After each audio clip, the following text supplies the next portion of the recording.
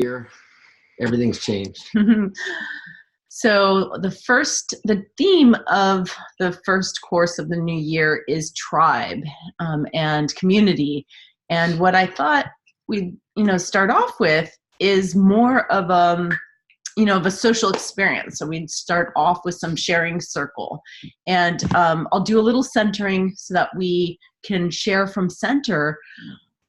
But the idea is to just really feel as tribal animals, that we're wired deeply for interpersonal connection, and how nourishing and how supportive it is to have the reflections that we have. And I'll just tell you a little geekery. My father's a psychology professor, and he is a brain researcher, and he wrote a book on how to teach brain-friendly instruction. So he was researching about the brain for 6 years, and he said the most astounding finding as we develop our brain technology with functional MRIs, and as the field of psychology starts to develop, the most astounding finding across the board is how incredibly social we are, and how at every level of the brain, from the lizard brain up, and every part of the brain, we're actually wired to be social. And it's not just the mirror neurons, that we naturally are constantly reflecting with each other, but we will learn things better and deeper when we're doing it in group. And it's, it's really a part of our animal nature. We like to say, monkey see, monkey do. It's like who we surround ourselves with is what we end up, picking up each other's habits and doing those kinds of things. So, so today's theme about tribe is not just, it's a very deep, deep need. And especially for those of us who are, going beyond the ordinary narrative of love into extraordinary love, it's like we need tribe to do this. Michael actually has a metaphor. I don't know if you remember saying this when we used to get interviewed by newscasters about our poly lifestyle. And they'd be like, what's the one piece of advice that you'd give poly people? And Michael would say that when we're, mainstream is moving in one direction, and if you want to go in a different direction, and create your own little river or tributary, that you need tribe. You need people to do it with. So that was your one piece of advice, is get support from community. So, yeah. And on the, even the enlightenment, when they do the enlightenment intensive, they figured out that you can get enlightened a lot faster when you're sitting with somebody else, because of that same function of our brains. And the fact that we're in a relationship deep dive, we're not in an emotional, personal deep dive. This is a relationship deep dive. We are already into that, that portion. We understand that the person sitting next to you is the deepest part of your family. And so we're already kind of into that mix. Just the nature of this course is already taking us to that other level. Yeah. About that being able to, break through into those higher levels. Actually, the metaphor, okay, so now the metaphor is coming to me. Before I was like, metaphor is monkey see, monkey do. That was not my metaphor that I used. No, the metaphor that we're going to use, just dropped in like a diamond, is what multifaceted gems that we are, and how, our partners reflect back to us, these deep parts of our core essence, but that all of our reflections in the community allows us to see, the richness and the variety of who we are, which is why it's so valuable to have, multiple deep relationships to get to know oneself more fully, and to support each other's shininess. Okay. With that in mind, we can start off with a little centering, after which I'm going to ask you what is it about sex and relationship right now that you want your tribe to know? So we're going to just do not like a mastermind. It's not going to have crosstalk. It's going to just really be a deep sharing circle. So let's start with closing our eyes, dropping into breath, getting comfortable.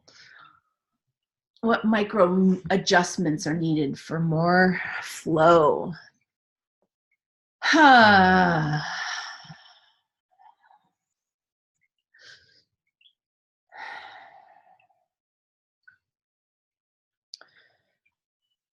Gentle breath through the lungs and chest and ribs, and feel your heart expand. Feel the subtle energy in the portal of the heart. So there's a frequency of connection that I want you to tune into between you and your beloved, and just soften into that frequency.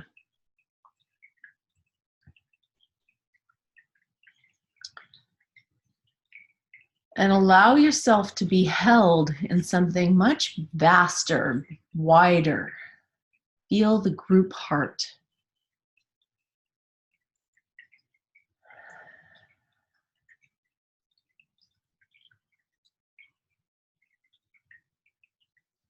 Feel how your partnership is being held in a wide network of love and acceptance.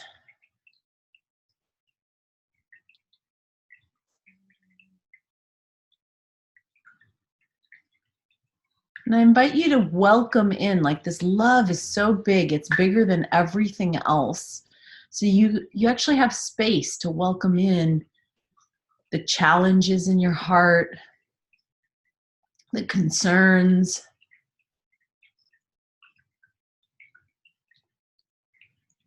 a soft embrace to your wounds or your heartbreaks. Allow yourself to be tender. Allow your tribe to hold and witness without judgment as you welcome in even their projections. Welcome your resistance to feeling.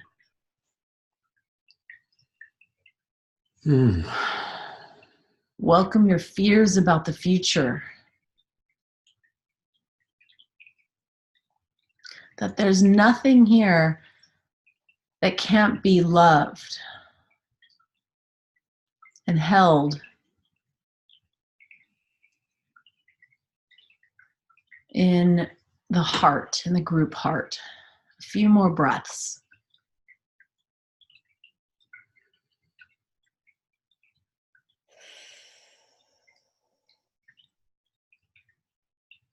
Now, if you were to reveal yourself, to really share your heart, knowing that you're held, what is it that you want your tribe to know about your relationship, to know about yourself, in regards to the relationship? Just give yourself permission. It might be something that you've been hiding, something you don't want them to know, something you've been holding. Or maybe you feel like you tell you say everything, but what's something that's a surprise to you? So in a moment, we're going to offer that up, but we're asking for the witnessing of unseen allies as well. So take another breath or two, calling in your guides. We're calling in support, guidance, healing.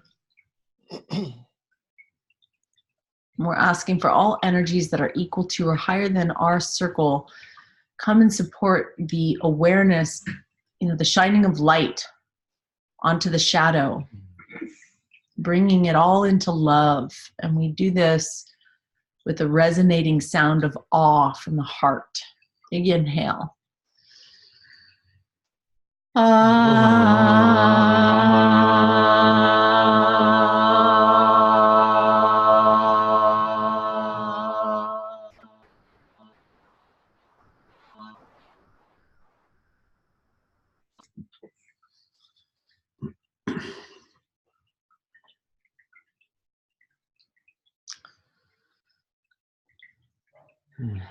Exhaling, opening your eyes.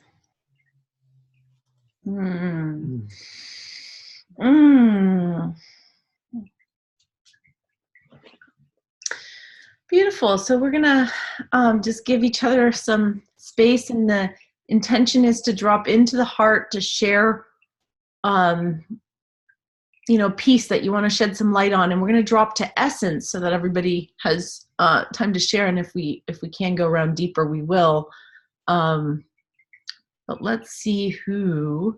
Oh, and the roadmap for the day after this is that we're going to talk more about how Tribe can support this deep dive journey for the remainder of the year, and so we're going to go a little bit big picture before a self-directed homework. So you'll get to choose homework, but the homework's going to be something from the past curriculum that you haven't done yet. So it'll be like a catch-up week, and you'll have tribal accountability on that. So that's the roadmap. All right, now, who would like to disclose first? I can do. Oh, yeah, go ahead, Lisa. Okay. You ready? Yeah. Okay. This is an interesting month for this topic for me, because with all of this stuff that I've been going through over the last few months, I'm actually in the process of reconstructing Tribe, and have been kind of tearing down what hasn't worked for me, and focused over the course of this year on kind of rebuilding consciously who I have around me, to create more safety and more intention in those connections, starting right here with Lisa, but extending out to parents and siblings and all that, and beyond, even at work too. I'll probably do some readjusting there as well. So yeah, I'm reconstructing to increase the amount of connection and safety I feel. Beautiful. Thank you. Mm-hmm. Yeah, it's interesting. We're in an interesting transition, because as we shared at the end of our last call, we are closing our marriage for the time being, and I broke up. Greg had broke up with his girlfriend in July, and I broke up with my boyfriend just last week, or I don't know how long it's been, for Christmas. And so I feel a little like, who's our tribe? Like it's, when you showed the aftermath of your thing that you had last night, like, I know that's not like in our, the way we roll right now. And yet obviously we've been in that world, we understand, we respect, we all that, but it's kind of interesting. I feel a little like, I don't, is this still our tribe, now that we're not non-monogamous? It's kind of an interesting thought, or interesting thing for me. And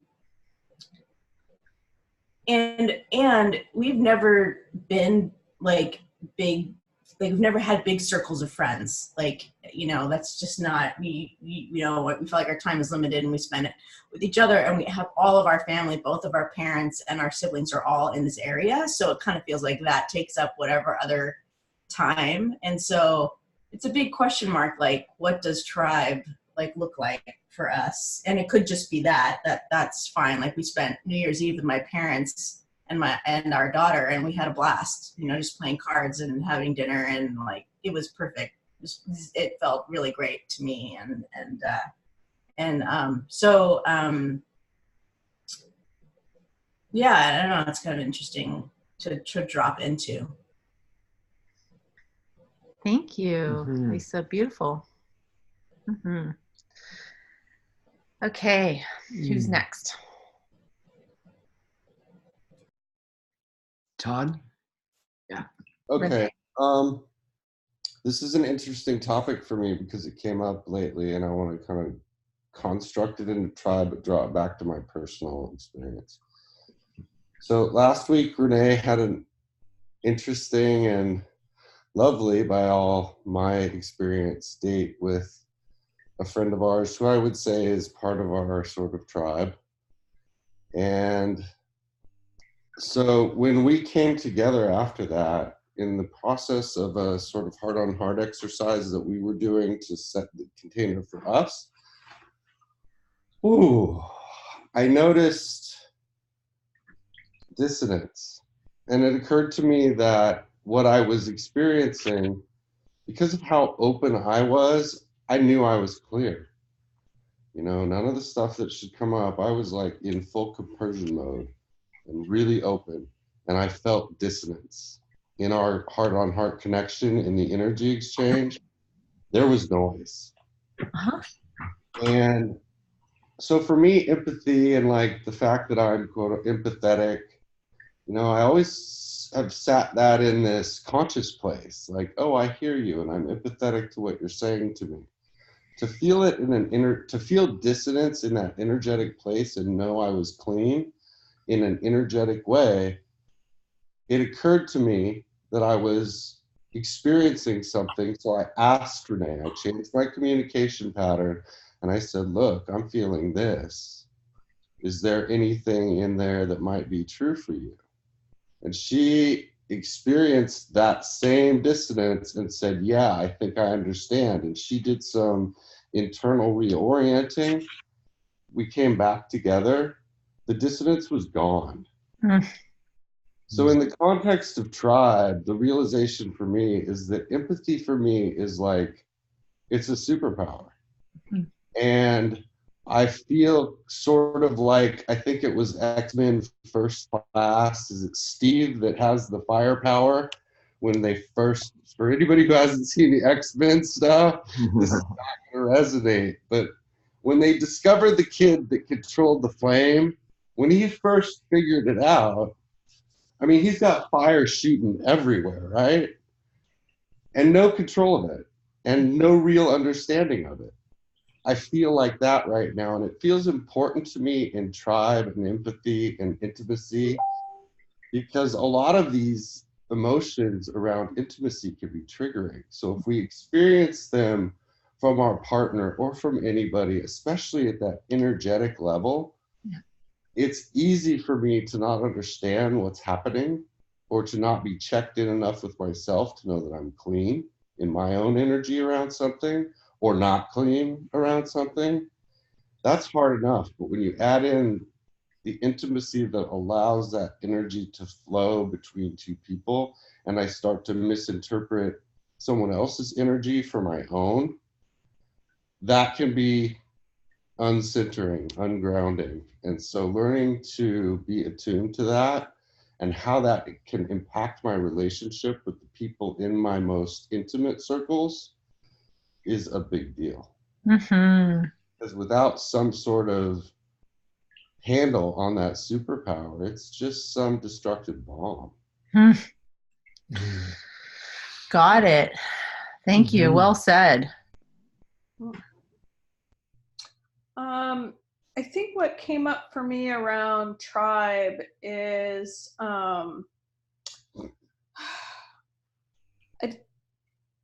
I think for this year, like my focus is a little bit on creating time and space for me to be able to experience tribe more deeply than I feel like I can right now. And acknowledging the fact that that makes me sad, but really needing to focus on other things that will create that time and space has to be my first priority. So, so my experience of tribe right now is more on this thread of light and easy. Wahoo. Wahoo. Thank you. Who wants to go next? Jonathan. What you're wanting us to share, because people are sharing about tribe, I thought there was more than that. It's relationship. Yeah, go ahead. Yeah. So the instruction was around, what you want the tribe to hear about you and relationship. And she said sex and relationship, but it's mainly relationship. Okay. Something I'm seeing is that I like Kamala Devi's term right relationship. And I know for Kirsten and I, we're always going through different phases.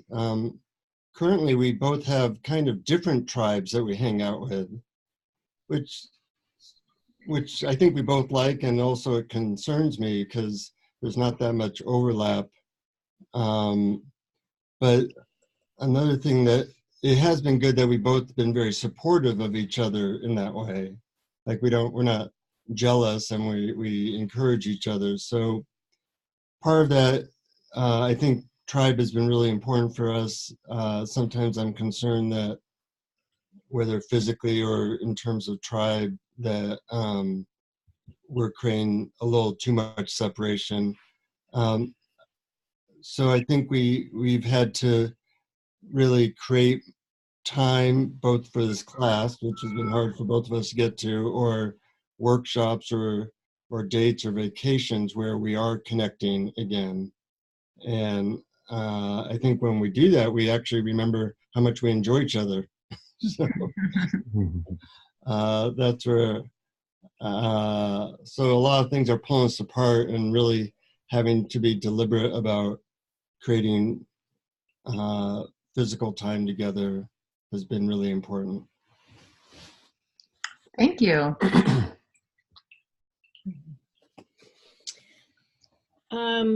For me, it's been an interesting and probably my most challenging year ever. And in the last couple of weeks, I'm realizing that the transition I'm on is sort of this in between Bardo's place between the personality and the shamanic realm. And that's been going on for 3 years, but it's intensified. And so in terms of sex and relationship, I'm realizing that for me, sex is just a doorway. It's like we don't spend a lot of time as human beings in doorways. We're moving from one room to the next. But there's an incredible amount of energy and power in Eros, but it's not the end all. So the realms that I am playing in will involve sexuality or sexual energy, but it's just like the tip of the iceberg. It's just the beginning. And it's been hard for me to find tribe that can play at that level, because most of the lovers that I have found have got a lot of work to do on the personality realm, and I'm already past that. And so it's a whole new ball game for me. And with Jonathan and I, sometimes it's hard to translate that to him, to help him really like grok that at a deep level. And I think that's where most of our difficulty comes from. And so it's just I'm in a really interesting transition time, and my loverships are in that transition as well. because I'm having to really be choosy about who I dive into, because when I dive in, I dive really deep, really deep. Thank you. Mm-hmm.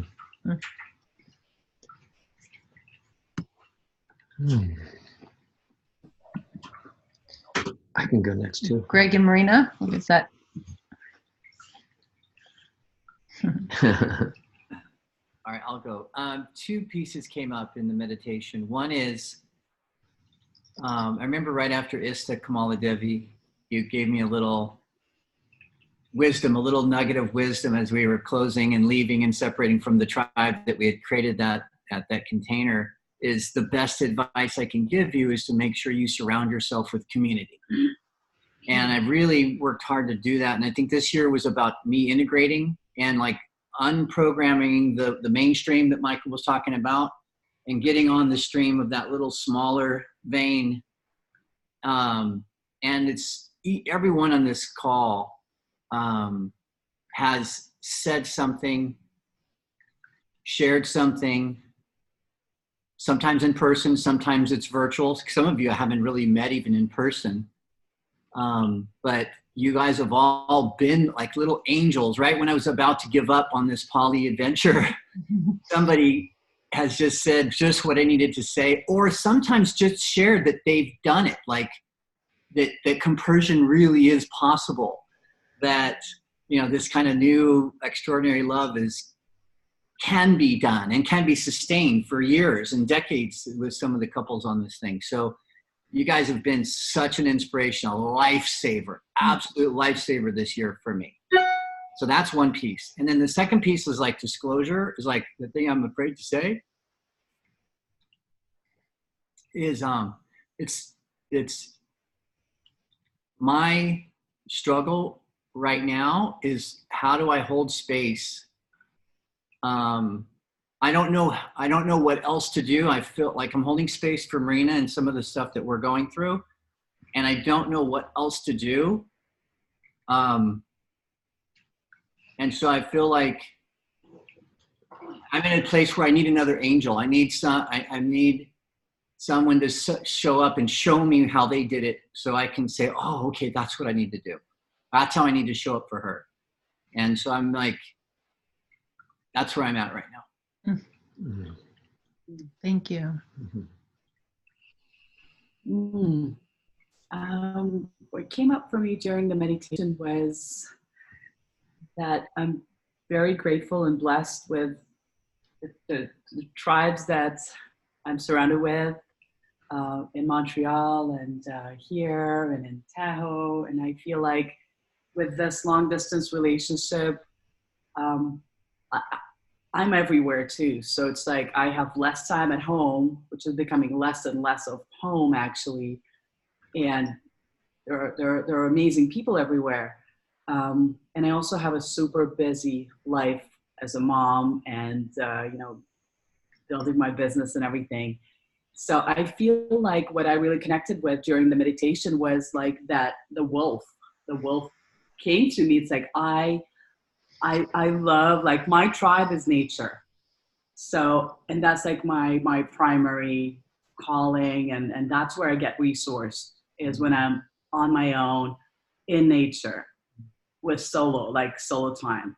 And I have so little of that. And I have yet these amazing people everywhere. And I'm like, all I want to do is like cuddle up on my own and just feel me and feel spirit. And I'm like tearing up because I don't have that space. And it's almost like I am wasting these beautiful communities and connections because I'm not showing up there fully, because I am lacking this time and space. Mm-hmm. Oh, thank you for sharing that with us. Yeah.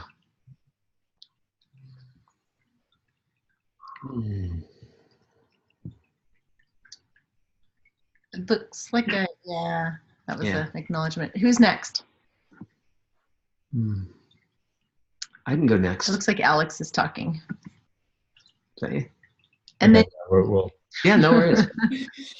usually to go first.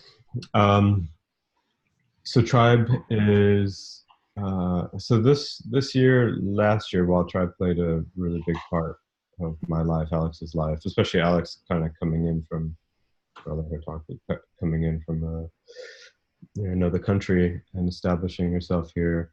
We're going into this year flying off to New Zealand to spend 6 weeks with Haydn, which is focused around building temple.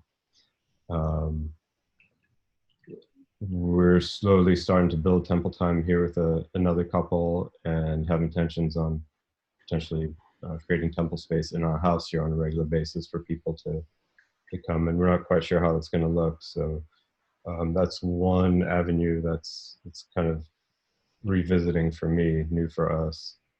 That could be pretty interesting. I love Tribe. I love, we had our lovely party New Year's Eve, and then we dashed off. Like, we got a few tribes that we have our hands in, and they're all really beautiful. And, so that's all the positive side. I think some of the difficulty I've had, which is also really good personal emotional lessons for me, is trying to step back. Some of the empathy you were talking about earlier on, I think is a good lesson for me, where I need to gauge where Alex is at. At the New Year's party that we were at, the earlier one, I would have loved to have dived in and played a little bit more. I was totally happy with going and stuff, but there's negotiations and growth rate that needs to be taken into account. That's my lesson. One of my lessons in this relationship, which is good. I've had plenty of just jumping out there and doing what I do, kind of thing. Yeah, I think that's good. Oh, well, we're also talking about potentially having a child. We'll see how things go later on towards the end of this year. So that's a whole new dynamic to Tribe, and a whole huge lifestyle change and everything like that. So, the idea of really having an idea of my time, energy, and how to allocate that in service to others would change drastically. If we do that. So, hands you on, babe. Thank you. Mm-hmm. What came through for me was how much reverence and respect I have for the dyads, the marriages, the primary partnerships in our community. Just like the respect for that sanctity, and how I really want to honor that in all my relationships with other dyads, how I want crystal clear communication, and how I never want to let like poetry or romance get in the way of that communication, and just hold a place of integrity. And so that integrity is, and hold that for the other couples too in our tribe. Wow. Thank you. Mm-hmm. Okay, I think Michael wanted to go next, and then unless James and Sharmila, then we'll hear from James and Sharmila in the dark. Okay, so so I've had an interesting thing happening. I have this relationship with Taina that's gone 6 months now, and we've been deepening, and she's in Puerto Rico right now. And part of the theme of our relationship has been her upset that she's not able to have a primary relationship with me because Kamala Devi's here. And so that's been an area of friction. She just came out to her mother in Puerto Rico a couple of days ago, that she was with me and that I'm married to somebody else, and Polly, and her mom's super born again Christian and really unaccepting. And so she was going through all of that stuff. And when she described the part about family and how well Kamala Devi, treats her, like takes her to the airport, and then also she described meeting Kamala Devi's mother, Rosa, to her mom, and then her mom said, it sounds like family. And what, for her mom, family is everything. And so suddenly her mom was accepting of this poly relationship because it revolved around family. And I realized that that's what's going to save my relationship with Taina and with Kamala Devi. Is it's almost like taking away that pressure of the two of us by having family, that she is part of, that Taina is part of our family, and that's the only thing that's going to make it possible for her to be to be in this this environment without it tripping her up and into this this thing about the way it has to look for the mainstream and all of that. So yeah, I've had a lot of fear this past few months just around that I'm going to lose Taina because she needs to get married and have a kid, all of these things. And now I'm really feeling into that part about family, and that she will or she won't be able to come into the family, but we have that super strong tribe, super strong family, and all of the love that's there. And that yeah Beautiful.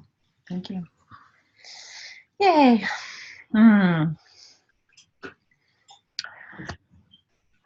So after the 6-month wild, almost like a is surreal love affair that I had with Harry, because that was both long distance and otherworldly. We had 2 weeks together, which were extremely challenging, activating of wounding and challenge, and then it's been about 2 weeks or more since we have had no contact. So I think where I've come to, and it's an evolution, and I expect there'll be more harvest, but where I've come to right now is this deep sense of how much got awakened in me during that relationship. He awakened a type of enthusiasm and a magic and and an innocence too, a deep curiosity because of his newness to poly, and and so there was so much that got awakened from me. And then now that he's gone, the stuff that got awakened isn't gone. So I'm having this wow, what a gift. It's I feel so blessed and gifted by what he came into my life and opened, and that's all still available to me. And the things that I adore and even want and yearn for in him are in me. They're reflections in me, and I'm oh, I get to be that. So yeah, I think what I shared with Michael this morning, I had this voice after a dream, and it said, be the intimacy. And there's just such a strong directive to be the thing that I'm seeking. And I feel that's in part because the object of my obsession, for a while, is now the object's gone, and I get to be with the absence, and that's bringing it back home. It's a real gift. So I'm in the inquiry now, and I'm exploring it a lot with my beloved and others, and that's what's most alive for me. James and Sharma? Yeah, where are they? Okay. It's where are you? Just kidding. I'm loving our lighting right now. I feel like we're an album cover for a 70s rock band. I was thinking we were like photography from like the Eastern Bloc somewhere. Dark hole. I don't entirely know what to share. Life and relationship feels like it's been so eventful as of recent that to try to narrow things down is difficult. It's fair to say that I've been going through a hard time. Katie smiles because I was curled around her crying last night.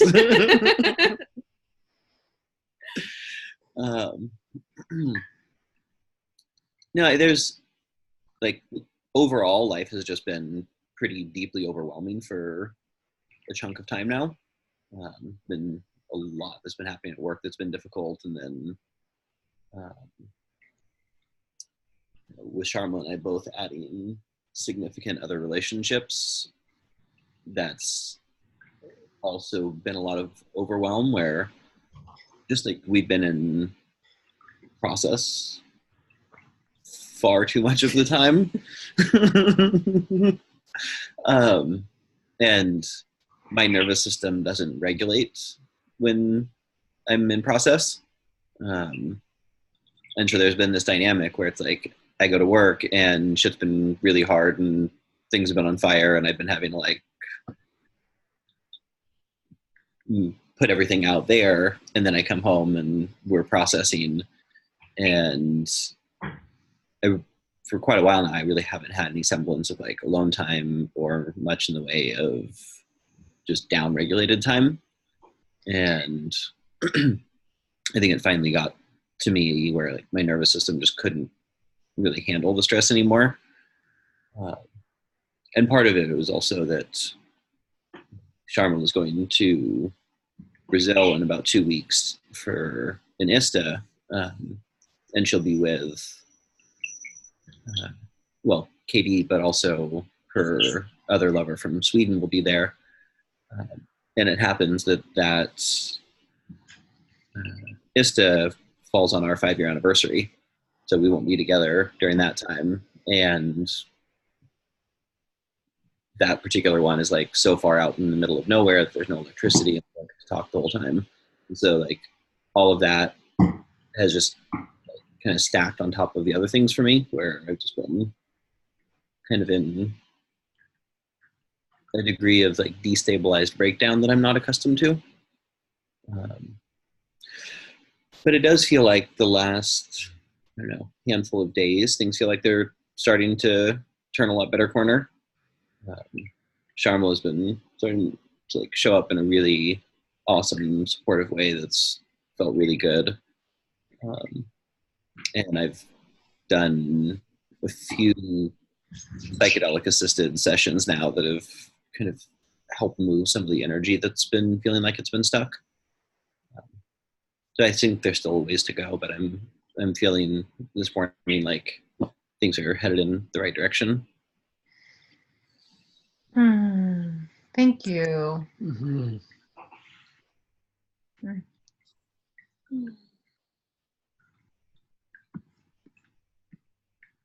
I also don't know what to share.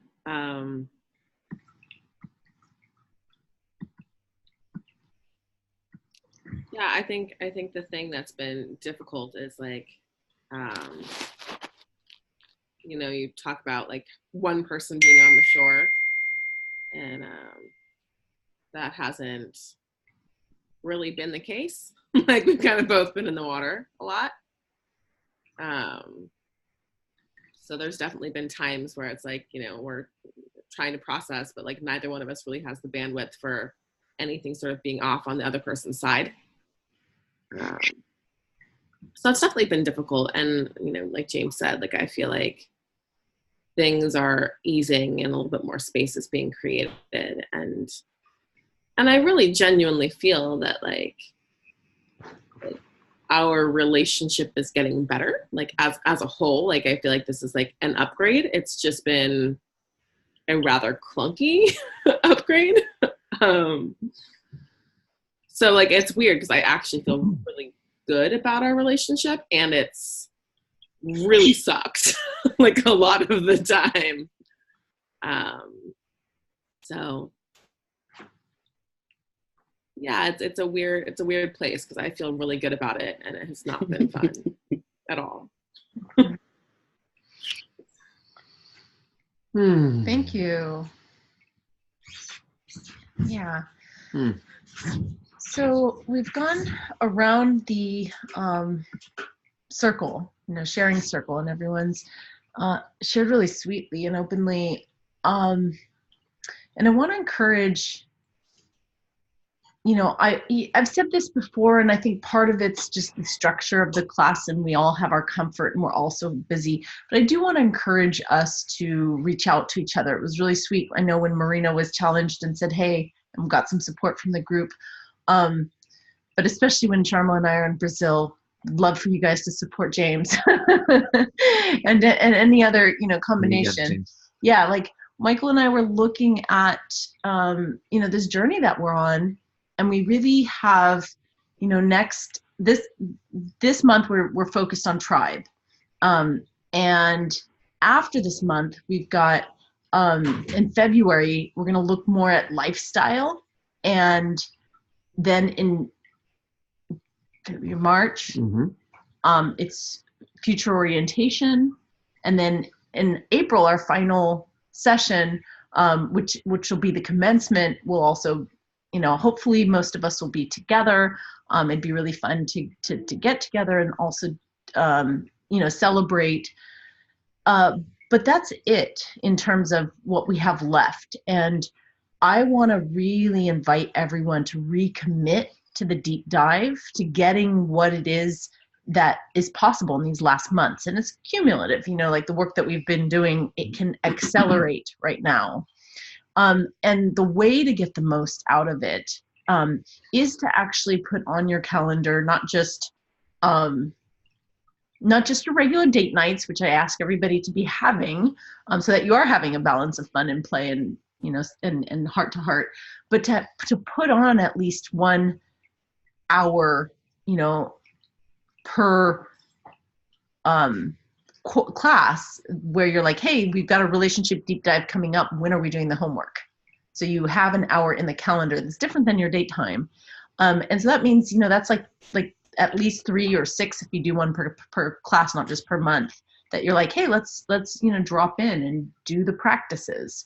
And I'm saying that specifically about calendaring because I think a lot of you, you end up doing it, or you'll say, let's do it when we have time for it. But to actually have that marked out in your calendar in the next 3 months before April is so valuable. It'll be like your recommitment to make sure it happens. But also, there are some things that happened during the course that some of you, for various reasons, didn't get to actually do the work. And there's a difference when you show up to the classes. It's like, yeah, I'm getting the transmission, or this is the authentic truth of where I'm at or what I'm ready for. But it's sort of like looking at the, planning the trip as opposed to, on the map, as opposed to being like, okay, we went into the territory. So I really want to encourage you to do some of the things on the homework. And so since it's a new year, what we were visioning was actually going back and looking at your work table, because we did that at the very beginning, and a lot of those things may have changed, and it's time to upgrade your work table even. So that's one way to say, hey, here's all the areas that are covered in the class. Can we upgrade? Can I personally upgrade what I want, how I want to show up for my partner, or what I want to work on going forward? And the basic bottom line is that this week you guys schedule out when you're going to do the specific things. I'm going to go through the list of the homework again, and it'll give you a chance to refresh. And really, you're going to want to choose one of the things that you didn't do, the one that's calling to you the most, or the one that you're most afraid of, and just put it on the calendar and do it. That's kind of the bottom line. So to hold you accountable, what Michael's going to go through the list right now. And as you listen to this list, go, oh yeah, that's the one I want to do the most and never got around to. Okay, then our closing circle is where you'll each just say, I want to do this one. So you're actually speaking to the tribe. Here's what I'm committed to doing this month. And since there's 2 weeks this month, this week and the next week, you know, if for example, Renee says that she wants to do this ritual and Todd says, oh, I want to do this dyad, then you do those 2 over the 2 weeks of this month. Okay. And if the 2 of you both agree on the same one, great. Do it for 2 hours. Do twice. That's right. Yeah.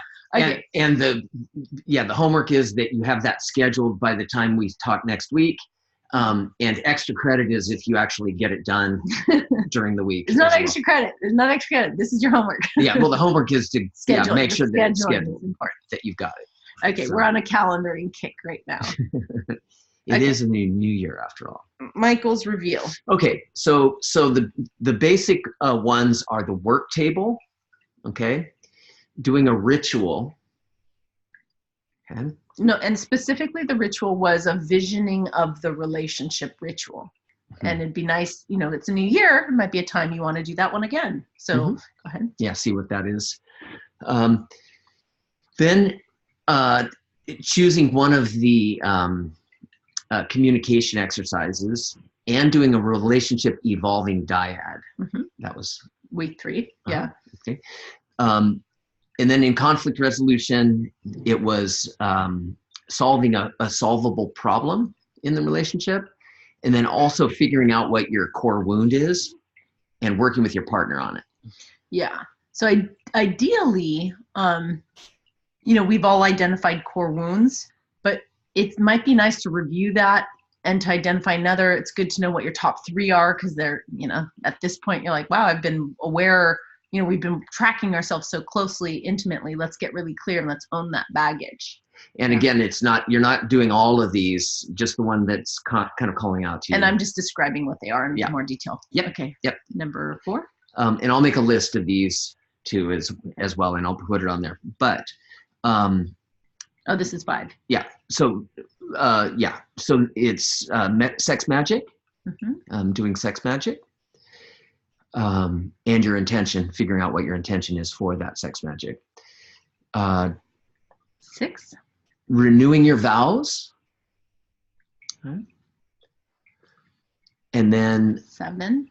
Romance is doing the emotional dyad and the relationship emotional dyad. So the forms. Yeah, I think this is the one where we did all the emotions. Okay, so what? So we had a different name for that, honey. That was the weather report. You know, where we talked about your emotional weather report. Where we talked about all the different emotions and we added contentment. So good. Mm-hmm. So angry, sad, afraid, happy, and contentment. Yeah. Go ahead. Mm-hmm. Okay. And then sex was the fuck it list. Mm-hmm. And I think only 2 people posted. Those are really fun to read. So that would be a fun homework assignment. Yes. And then financial was setting goals for money, and keeping in mind, you know, keeping money as a lever, as the kind of theme of that money. Great. Yeah, and that's it. Good. So what we've done so far. This is where you kind of intuitively want to know, oh yeah, this is the one that has some charge for me. And we're gonna wrap up with, you know, what was most value. I don't mean wrap up, I mean go around the circle, and you're gonna share, you know, here's what I'm getting, like if there's something about today, like anything you want to share for closure on, and here's what my homework assignment is, so that we can hold you accountable.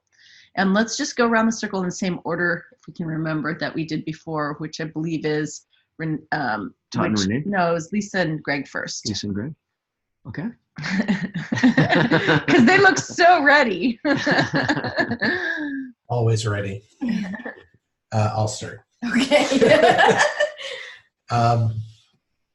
Yeah. So for me, I think the fuck it list is the assignment that I think would be good to focus on. You know, we've been going through some transition with others and in our relationship, and so for me, the reestablishment of the date nights that we put on hold and setting some of that that connection time is kind of what's top of mind for me. Now that we've kind of cleared the space around us, and now, you know, I'd like to put energy in the container Wonderful. between us. Good. Did I stall long enough? Yeah, I do this at restaurants too. It's like, you guys order first, and then I'll know by the time. I want to do the same ones, but since we could pick two, I want to do the relationship evolving dyad. Good. And there was there two different versions of that? Was it one of them was like in bed or something? Yeah, let's start with the relationship evolving dyad. Just do Okay. one. Yeah, Yeah, that's great. the base kind of core one. Yeah. Yeah. Okay. Okay, so before we go to Kirsten and Jonathan, I want to just, you know, crosstalk where I said I wouldn't crosstalk and say we love you guys and support your monogamy and really celebrate the depth of your closing container. It's so sacred. And I just really want you to know that that doesn't, you know, change your belongingness to the tribe in any way, shape, or form. Yeah. And I know that feeling too, like, I have that, by the way. Am I queer enough because I'm with so many, because I love cock so much? Can I still be considered a lesbian? So I feel you in that straddling of communities. Yeah. Mm-hmm. Yeah. Thank you. Yeah. Thank you. Yeah. Yeah, and you guys are welcome to the parties too. You don't have to have sex with anybody else. You can just like either be sacred voyeurs or, you know, make love together and. True. Yep. All right, Kirsten and Jonathan. We're skipping order because they have to leave early. Go ahead. I think I know what I want, but can you say what the relationship dyad exercise is really quickly? I want to make sure I know what that is. Yeah, tell me something that you think we agree on. I'm sorry. Tell me something that you like about me.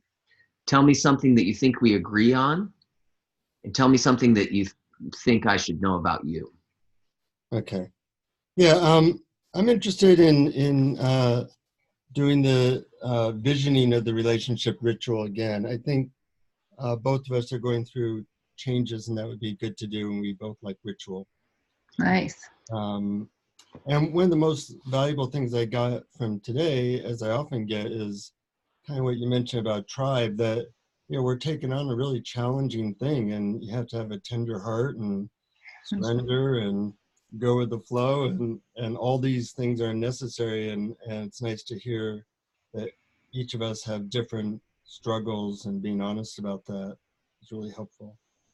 Yeah. Thank you. Uh-huh. So I agree also with the visioning of relationship, and I can't even remember the fuck it list, so that would be a good one.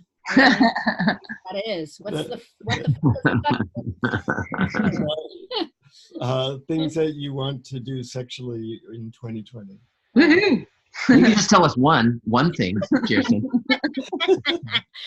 Michael looks so eager there, you know? I want to know. Got it. Thank you. Okay, now to Renee and Todd. Okay, I'll go first. So the thing that I noticed about today I want to touch on real quick is resourcing and individual resourcing. I think I heard 3 or 4 people all directly talk about individual resourcing and how that's the foundation for everything we bring. So when I hear that in relationships where there's 3 or 4 people, including myself, if I look deeper, directly or indirectly referencing personal resourcing, that's big. Yeah. Whether it's spiritual, physical, etc., dimensions, resourcing for myself personally. As far as the past exercises, the thing that jumps out for me the most is, you know, we were talked about wounding and resourcing, and, you know, I'm woo-woo challenged. My history and my wounds make spirituality a place where I have some pretty significant wounds. So ritual, I'll thank the Christians, but ritual for me is, you know, it's sort of like this. I'm not so sure about rituals. I don't like them very much. So So redoing the sex magic exercise, I think, is easily the most important. Yay! Love it. Go to the edges. Good. Good. Renee? Just give me a moment. I'm so happy about that because I was so brokenhearted about not doing it. We did it. Yeah. The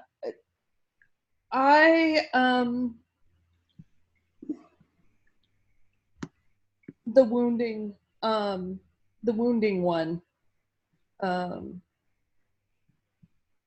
Was it like the dyad exercise around wounding? Yeah. I think would be helpful to do. And that wounding is not the relationship evolving. Yeah, so it's really taking inventory. Right? Right. Emotional dyad is separate. If you want to do the emotional dyad, that's really beautiful. But the wounding one is to take inventory of what are your core wounds, that you're bringing in relationship, which tend to be your triggers for conflict. Yeah. Okay. Are you clear on which one you're doing? Yes. Okay. Yeah. Okay, got it. Good. And so next we're going to Greg and Marina. Yeah. Okay, I think I'm gonna start with the fuck it list. I think we already got like 3-4 things checked off that list. Yay, A+. That's great. Well, on that one, the ones that I want to focus on are the wounding and taking that like personal responsibility and resourcing myself in terms of my space, time, finances. Yeah. So that those two. So wounding and personal space and resourcing myself. Great. Good. Greg. My takeaway was I realized there's another level to that fear that was bubbling up in me and not knowing what to do. And it's the reality of me stepping into co-parenting. And that's something big. And I heard Tal mention thinking about having a baby. And we're talking about that possibility for us to start with a brand new baby, and she's already got a 9-year-old. And I don't have any clue on how to even address that. So that's a giant, giant fear. So just naming that. As far as the work table, or the work table popped to mind, but I think the most important one is the identifying the core wound and then working on it together. So that's for me 100%. Excellent. Good. You guys are aligned on that. All right. So this is for everyone, which is, when I envisioned doing tribe, it was like, oh, we'll talk about family and tribe. And in some ways, as Michael mentioned, like our tribe is our family and we're redefining family and that's all valuable, but it's a whole different realm when we talk about blood family and kids. And so for everybody to know that next month, when we do lifestyle, we're going to talk about family as part of lifestyle as well. So that would be a great time to bring in the conversation. And especially as one of the visionaries for Family Fusion, or as, co-visionaries of that, it's, I think, so important to have non-biological parents support in the conversation about family. So for those of you that don't have kids, like that's really what makes family tribe, is having the involvement of aunties and uncles who aren't biologically the parents, whether they're step parents or their support. It's huge. So we'll talk about that next month. But thank you both, Tal, for bringing it up, and Greg, there'll be more. You have a month to get pregnant before our next call. No, I didn't say that. Take that back. So yeah, it's like bucket list. Get pregnant. All right. So we've heard next. I think we were going to Tal and Alex. Yeah. Yeah. Thank you for bringing that up. I think it's really important for Alex and I to establish ourselves around people, tribe, community. that will all be involved in our child's life. This nuclear family dynamic thing doesn't work for us at all. And so, and some calls and all the, you know, the rest of that is super, super important. And yeah, Greg, it's, I mean, I don't know what the fuck we're doing, right? So, which is all the more reason to have so many other people involved in the rearing of the child. So the exercise we're going to do is have 3 other men fuck Alex to. Never mind. So I think he's suggesting a tribal gangbang. Tribal gangbang. It's on the bucket all list. All of them. Yeah, it is part of it. Dyads, I always have the most resistance to, always, since I was introduced to those things. So I think that's a good place for me to start. But I do want to incorporate, you know, the affirmations kind of on a not daily basis, at least like, you know, several times a week, just really let Alex know how much I appreciate her and love her. Okay, so pause, because I don't think Michael brought that up in the review of homework. Go ahead and write that down, Michael. Mm-hmm. But the very first day we said, let's start off with everybody doing 3 affirmations right before bed, where you go back and forth and you just appreciate each other. Is that what you're referring to? Yeah, and doing that every day. And I think that's a brilliant, you know, anytime any of you remember, not even as homework, just a brilliant practice. Great. Thank you. I feel like I want to do the money one because we both have avoiding tendencies. So I think we need to commit to doing that one if we won't do that one. So. Wonderful. Okay, thank you. And is it James and Sharmila last? Great. I want to do the vows. Vows, wonderful. Well, I want to do that one too, and I also really want to do the fuck it list. Good. And we might throw in some sex magic for good measure. That sounds great. I love it. Okay, good. Michael, did you want to share your? For me, it's the core wounding is kind of speaking to me. Again, and wanting to do that with you so that we have a bit better, yes, I want to do that again. Great. For all of the reasons as well. But yeah, go ahead. I feel okay, we did sex magic at New Year's. And it's really profound that I was having a 3-way with James and Sharmila, and Michael was having 3-way with another couple right at like midnight time. So that's very powerful because we were kind of transpersonally having sex magic. Because it was, you know, it's like with the intention of infusing, you know, our intentions. But I want to really do a deep dyadic sex magic, just you and I, for the new year, upgrading. And, you know, and I feel really aligned in our, you know, our value for peace and peace here and peace on earth. So that's that. I want to supercharge that again. Probably before we see you next. So we are, going into. I wanted to just mention something real quick, just about the. I know the theme of having kids came up a couple of times, and Tall and Alex are heading off to Haydn.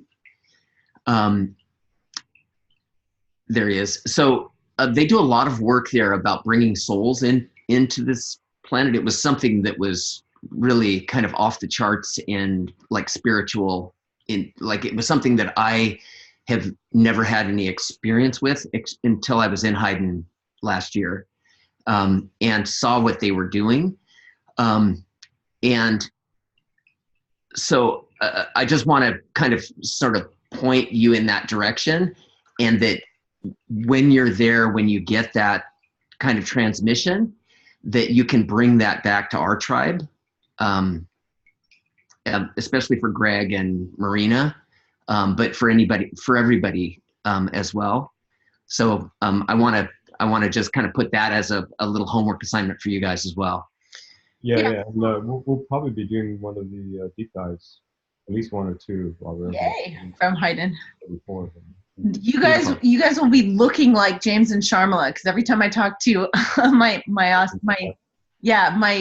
apprentices from down under, the time change is all fucked. But anyway, yes, call us in the middle of the night. For those of you who don't know, I just want, because we keep talking about Haydn. Bruce Lyon is the kind of lightning bolt that's grounding the temple in New Zealand, and that temple vision is awakening the world's soul, through the collective soul. So there is a group soul initiatory, esoteric, like mystery school teaching that's going on, and it's so beautiful that they have this 6-week deep immersion. And I'm sharing it with us because it's not like I'm like trying to pitch go to it, though I'm glad you guys are. It's more pointing at the awakening that's happening, the depth of the awakening that's happening on the planet, because people are coming from around the world. They get these transmissions, and then they go home, and then they get to awaken that around the world as well. And when it comes to tribe, I want to look big picture, because mostly what we tend to do in our kind of concept of tribe is to think, oh, we're in these broken, fractured nuclear families where, pretty much the church and state said, let's divide and conquer. Like the way that things are set up is people are separate, and then they're powerless. In the separation, we lose our power, we lose our magic, and then we can be controlled, easily by brainwashing of consumerism, or, yes, I'm on my soapbox. Yes, this is my my cosmology. But the point is to say that now when we're like, hey, we want to reconnect with tribe, what we often will go to is like, oh, that means I have to join some hippie commune. That means I have to almost regressively go back to, dancing around a fire and doing tribal things in the woods. And all that's gorgeous as a reclamation. But the reality is we don't have a good, like, advanced technology, healthy, what does the future of tribe look like in a way that's not regression? And so a big part of what's happening in these temples is a revisioning of how we as multidimensional beings actually need each other, like need the field experience, and how to create that in healthy ways of living together that aren't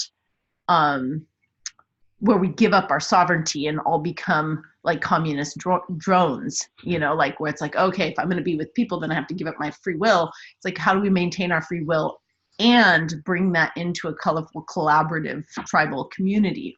So I'm, planting the seed as a conversation starter, and just want us to ask, like, what does it look like? Because even in the intentional communities, the free love poly communities that we've gone and visited in the around the world, the best of what's being done is still in a big, like, this is an experiment. We don't know what we're doing. We don't know what to do. And I believe that, we're at the cutting edge and are looking at, 50 to 100 years out, what is possible when we do away with the monogamous standard narrative of nuclear households. We don't know. We're just starting to see that now.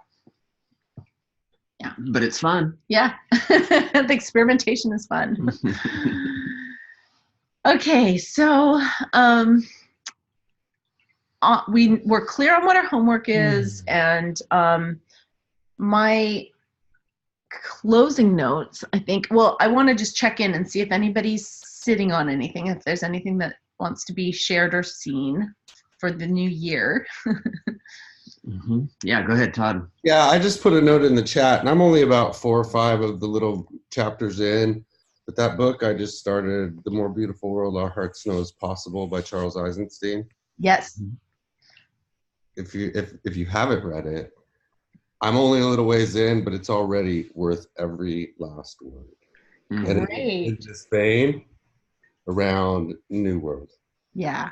Yeah. So Charles Eisenstein has been, just really a visionary, not just with sacred economics and trading and saying like, okay, well, what's possible beyond money? Yeah. Beyond the corrupt ways that we're doing it now, but really a true visionary of our time who's able to articulate new possible ways of doing things. And so I highly recommend his work. We both keynoted actually at the Network for New Culture, and then he is indirectly in our tribe through, we know his lovers and friends, and I can testify for his values, but also grateful for the suggestion. I haven't read that book. I will check it out. I've only read his Sacred Echo. Hello, Debbie. Speaking of Network for New Culture, Connie says hi. Oh, good. Sweet. Anyone else want to PSA to the group? So you guys know that I went to Mexico a few weeks ago, and I did shamanic breathwork training. So that's kind of my theme this year. That it's basically psychedelic journeying without medicine, and it's a very healing modality. It has a lot of results especially with addiction and addiction recovery. So I'm on that theme. It looks like I'm going to be teaching on Monday nights, kind of going forward for the next several months, and doing those journeys, and they'll be like no cost journeys until I get myself fully trained in the technology as well. So just wanted to invite everybody into that.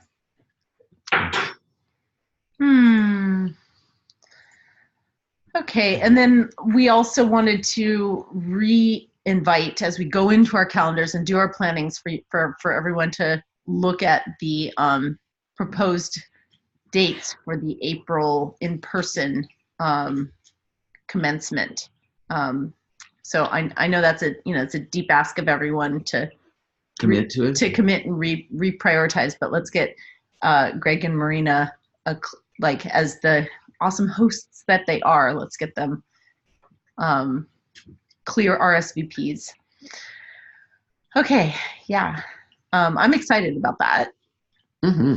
What I want for you in this coming, I think Greg has something. Oh yes, Greg. Just to close the little loop on that, we did a little miniature test run with a foursome on New Year's Eve. Uh-huh. We're going to have a great time. Oh, good. That's fun. So you had another couple at your place on New Year's Eve. Is that it? Yeah, it was epic. Okay, good. It was epic. Fun. Perfect. How long have you lived in that space? This is my fourth winter, I believe, maybe fifth. Yeah. Great. Fun. Okay, so we are starting the new year, and each of us in our own flavor, in our own values. And as we know, like when we turn the collective calendar page, there's a whole lot of energies that are bigger than us that are in play, some of which are really valuable to surrender to, and some of which are like, wow, this is like, I like the metaphor that Todd brought up in terms of like, when you're really centered in yourself, but then you feel static. So sometimes there's noise and static, and sometimes there's signal from source.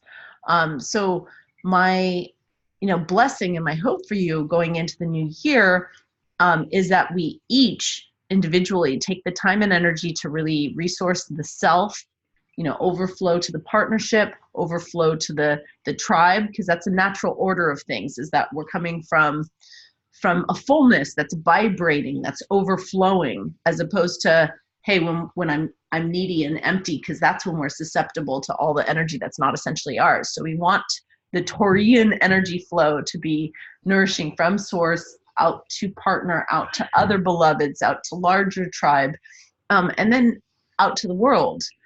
And take some time to attune to the world soul. Like this concept of self as individual is really illusory.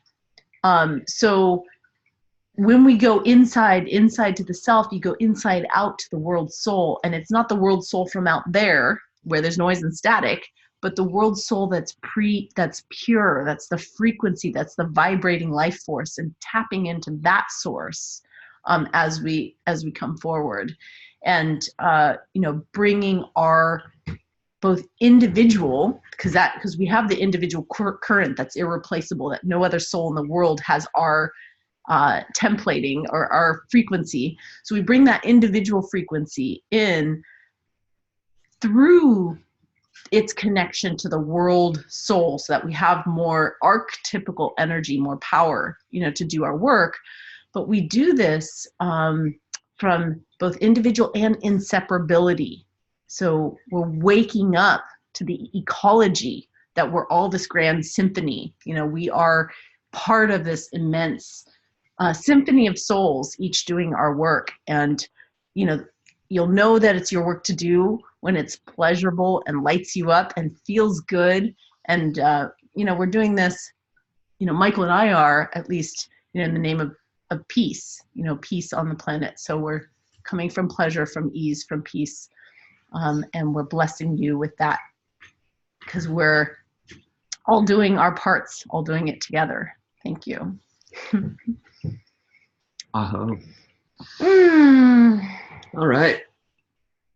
Okay, tribe. We'll see you next week. Yay.